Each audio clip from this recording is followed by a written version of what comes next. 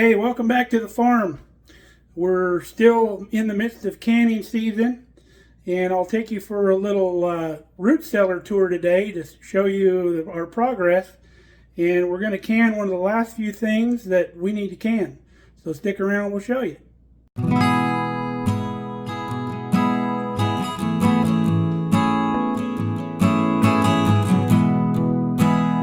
So one of the absolute easiest things to can, for the most part, is meat. And you ask yourself, why would I want to can meat? Because you probably experienced that canned meat at the store, which is night and day difference than what you can do at home. The canned food at the store, they use all leftover spare parts of animals that normally they can't sell. We're going to use good Nebraska Angus beef and can this meat. A good reason to can meat is because it's very convenient. It's already cooked, and it's very tender because it's pressure cooked. So it's like you cooked it all day long, and it's got really good flavor. You could add it to just about any dish that you're making. You can pull it out and make sandwiches out of it. You can make tacos out of it, and it's a really quick, easy way to get a meal on the table fast. So let's show you how to do it. So the store had some Eye of Round on sale for $4 a pound, so we snatched them up. And we cubed it up into like 1-inch cubes. And I have these 1.5 jars that I use for my meat. Now, the reason I do that is because they're the same width as a pint, but they're a little bit taller. So you can use the same cook time as a pint because of the same thickness, but you get a little bit more meat in the jar. And about a pound of meat fits in that jar. So if you have a recipe that calls for a pound of meat, there you go. So I add a tablespoon of my favorite steak seasoning into the bottom of the jar. If you're just using salt, you want to cut back. I would only put about a teaspoon in a quart and maybe a half a teaspoon or so in a pint. And then, of course, one of these little ones like this, probably about a half a teaspoon. And that's all you do. You don't have to add any liquid or anything. That meat is going to create its own liquid in that jar. Now we're going to use our Presto automatic pressure canner, and that's going to take the hardest part out of canning meat out of the equation. Because the hardest part of canning meat is you have to pressure cook it for anywhere from 75 to 90 minutes. So that means you got to babysit your stove if you're using a pressure canner, regular one, for 90 minutes. And that's the hardest part about canning meat, is just sitting around in the kitchen. But we're using that, and it's going to be super simple. So I'm going to get lids on all of these, and we're going to get our canner going and get those put inside. So we got 6.5 jars and one little short squatty jar that we're going to use for, like, if we want to make sandwiches. So we're going to get the lid on this thing. I'm not going to go through all the steps because we've done that in the last couple videos. But this is going to cook for 75 minutes. And we'll show you what it looks like when it comes out. Now the best part about pressure canning is you don't have to go so crazy with the sterilization because you're cooking so long and so hot. So as long as your stuff is clean, you got clean lids and clean jars, you're good. You don't have to get crazy with it. Now when we got our round roasts that we picked up at the store, there was a lot of trimming involved because they have a fat cap on them. And we trimmed all that off with any silver skin or anything else. Now normally a lot of people would throw this stuff away. But think about your pet. Your pet would jump over backwards to get this stuff. So what we do for Brandy is I put this in the big skillet and I'm going to render all this down. And then I'll drain the fat off. And this will be a fantastic little treat for her. Now, of course, we're not going to give her all of that at one time. I'll package it up into little serving size pieces.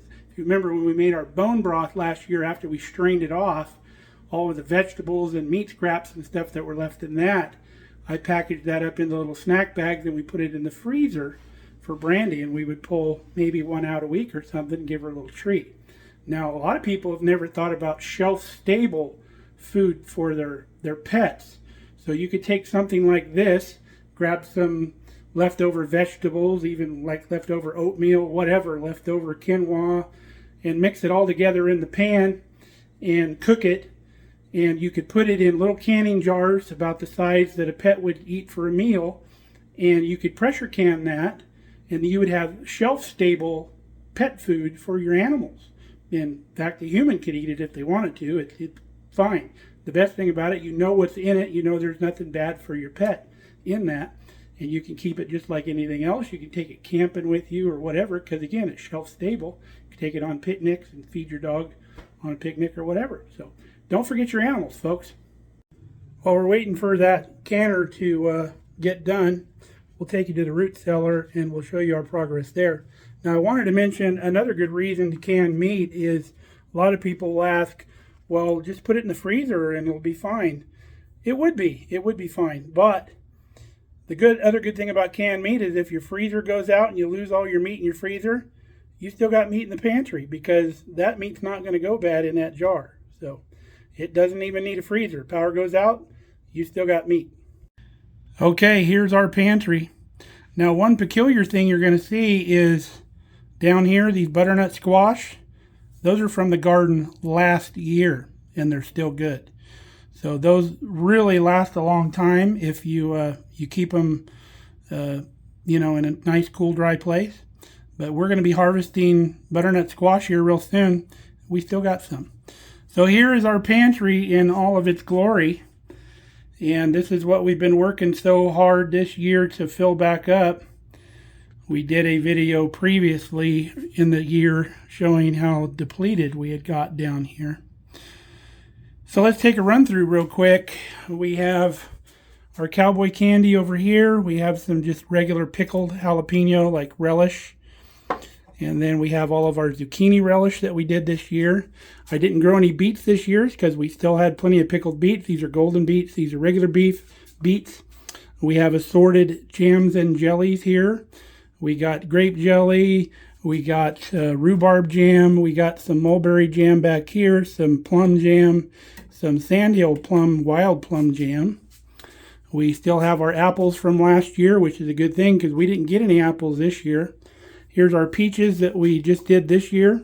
We gave some of those away to my cousin that we were canning for. We actually sharecropped it. She gave me half of them. You can see this jar here is darker. This is a medium syrup, and this is a light syrup. So you can see the difference. We have our zucchini pineapple here that we made. We have our pears. These are the ones we just did this year. These are still last year's pears here. I have my red wine vinegar, my homemade red wine vinegar here. Got 4 quarts of that. Kelly's homemade vanilla that she does, and she's also doing vanilla in rum back there in the back. We've got our dry bean storage back here in the back. We've got some canned cranberries. Our grape juice from last year. We still have one more tomato juice from last year. We're going to be making more of that this year. We still have some bone broth. We have beef stew in a can. We have a Portuguese soup that I make, call it sopish, Portuguese sopish, in that jar, those jars there. We have our potatoes that we canned. Real nice time saver there. Here's all our green beans we just did this year. We have dill pickles, our regular sweeter pickles here. We have corn relish. We have our hatch chilies that we canned here a while back, and these are some hatch chilies that we got from a friend here.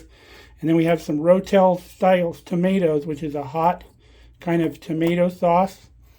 And then here is our sweet chili sauce that we make. And then here is some leftover cowboy candy brine, which is really good for marinating jerky in if you make jerky. And then down here we have our Sloppy Joe sauce here. We have our homemade ketchup here. We still have 20 jars of tomatoes for last year. We're probably going to put a few more jars up this year. And then we have some zucchini here, which really isn't real good to eat fresh, but you can dump that into a pot of spaghetti sauce.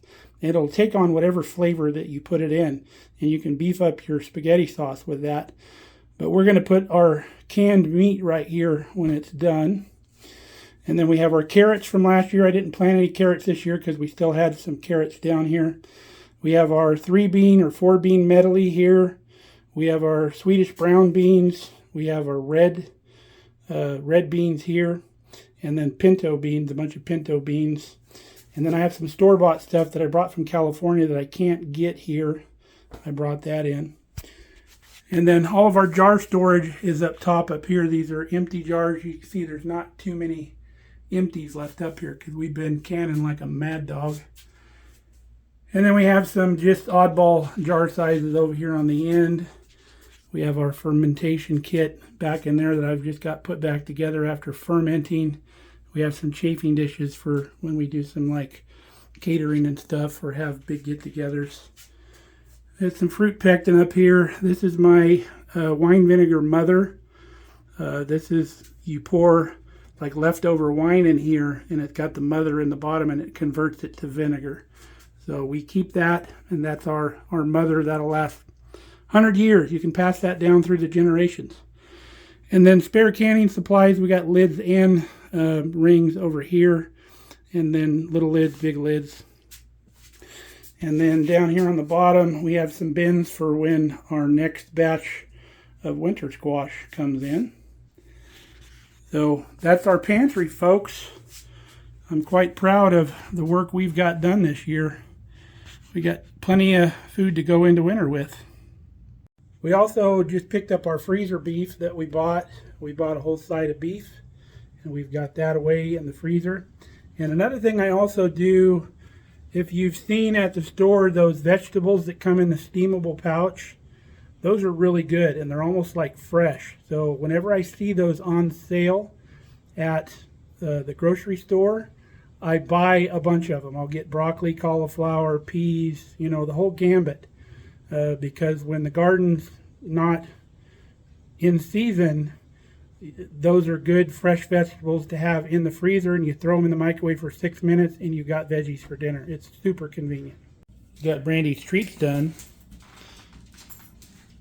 Look pretty good. Come here, Brandy. What do you think? They yummy? Yeah.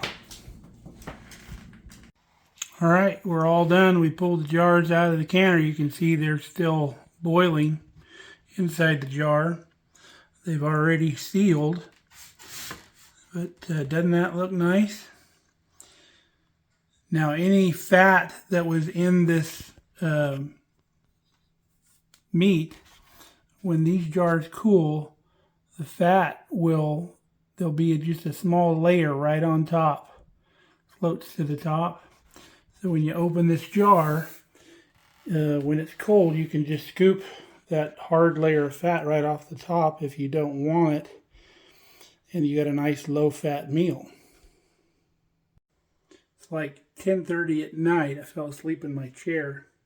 But that's what's nice about this canner. It does everything itself. You can just, once it's going, you can just walk away. So that's how you can meat, folks. It's super easy and it's super good. If you want to make like sandwiches out of this, you would do it like you would tuna salad or chicken salad, something like that. You mix a little mayo with it, maybe some chopped onions, some relish, and maybe like a little bit of jalapeno or something, and stir that up and make a sandwich out of it. It's wonderful. But like I said, you can make anything out of this, from tacos to chili, whatever you want. It's already pre-cooked. That's the nice thing about it. So, hope you enjoyed the video. We're going to go to bed. So, stay safe, stay healthy, folks. We love you. Catch you on the next one.